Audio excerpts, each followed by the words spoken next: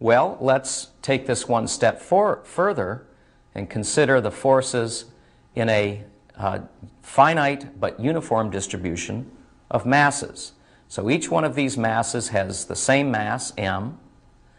They're all separated by exactly the same distance, d. We find that the force on the one in the middle is exactly 0 because all the forces cancel. We can take the forces by pairs. We can take this one, and we know that those forces cancel from the last slide. And then we say, okay, well, we have to consider the force on this mass from this one, and that's exactly balanced by the force from this one, and so on. So the force on the middle one is still 0. But now let's consider another mass. Let's take this one here. Well, the force on it is, let's take it by pairs. Let's consider these two masses. They're equal and equidistant, so those forces cancel. Then this one and this one cancel. When you get here, that cancels with this, so the net force is still 0. But now there's one more particle, one more point mass over here, and its force is not balanced out by a mass over here. And so this particle feels a net force in that direction. And this force actually increases as we consider these particles, and that's easy to see. If we consider this one, those forces balance, those forces balance, but now this particle feels an unbalanced force from this, and this particle.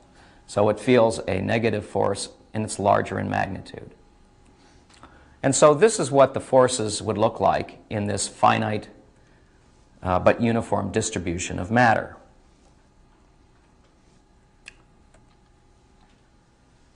Now let's consider an infinite uniform distribution.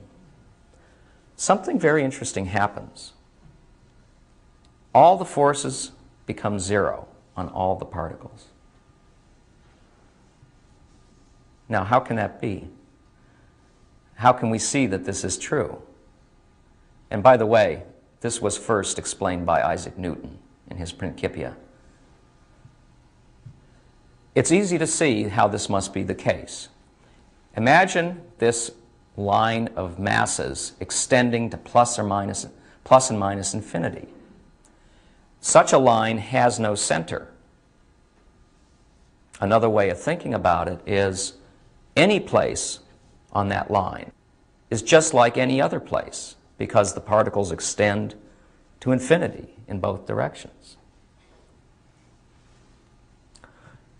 So if every particle is the same, and if you pick any particle and realize that there is an equal and opposite force coming from both directions because they extend to infinity, those forces cancel and you have a net force of 0. It can't be anything else. And so this is an interesting case and a very relevant case to cosmology because we live in an infinite universe.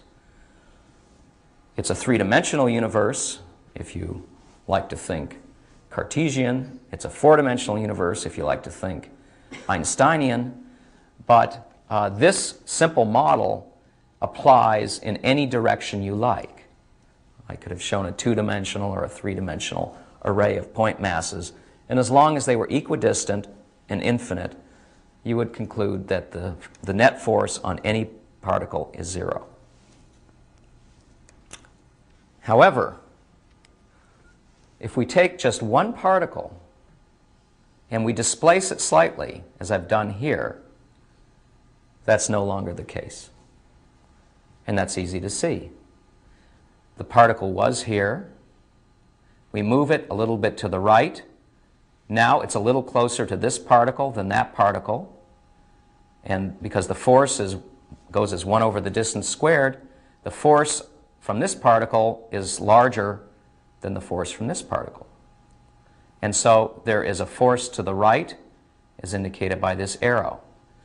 And because forces are equal and opposite, from Newton's third law, this particle feels a force in that direction. Now, This particle had no net force on it because it was exactly balanced by pairs. If we move this particle to the right, it's now a little further away than it was, and so this particle now exerts a greater force on it. And so there's a net force on this particle pushing to the left. And in fact, the forces on these particles are also not zero, but they decay away, and I just haven't shown that here.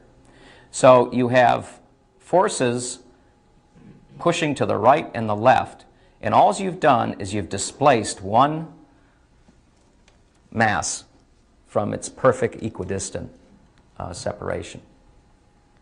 One way of thinking about this is, if we consider this a region of space, we've made the density of particles in this part of space a little higher, which is why I have the plus sign here. It's a slightly denser region of particles here, and we have forces that want to bring those particles together.